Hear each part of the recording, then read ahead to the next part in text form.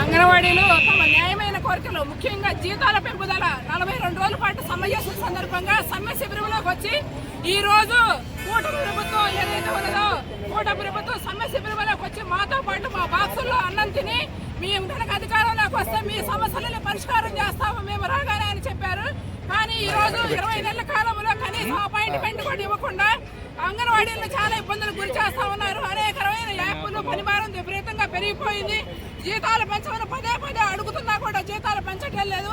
అనివార్యంగా 23, 24 ప్రాజెక్టు కార్యాలయాల వద్ద 25, 26, 27 జిల్లా కలెక్టర్ కార్యాలయం వద్ద 2వ తారీఖు అంటే నిన్న ఉదయం నుంచి చాలా దూర ప్రదేశాల నుంచి మొన్న సాయంత్రమే బయలుదేరి అనంతపురం అంతపచ్చేవరి నుంచి కూడా చాలా దూర ప్రదేశాల నుంచి వచ్చి టెంట్లో ఉండి నిన్న ఉదయం నుంచి శాంతియుతంగా మేము ధర్నా నిర్వహిస్తా ఉన్నాము.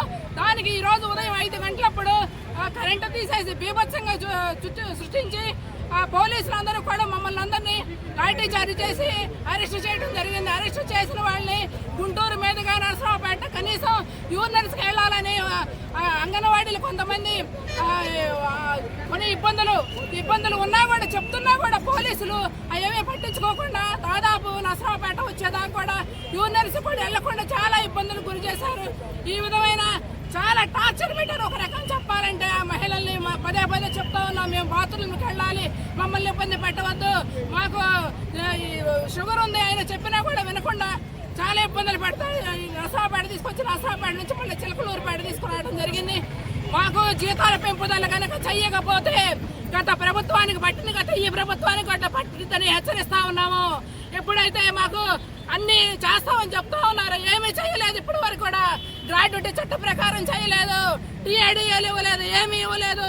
అన్ని ఇచ్చామని అబద్ధాలు చెప్తా ఉన్నారు. ఈ రోజు అంగన్వాడీలు 7,000, 11,000 రూపాయలతోటి జీవనం గడుపుతా ఉన్నారు. అనేక ఇబ్బందులు పడుతూ ఉన్నారు. బీపీ షుగర్లతో చచ్చిపోతా ఉన్నారు. అయినా కూడా ఈ గవర్నమెంట్కి చేముకుంటున్నట్టు కూడా లేదు.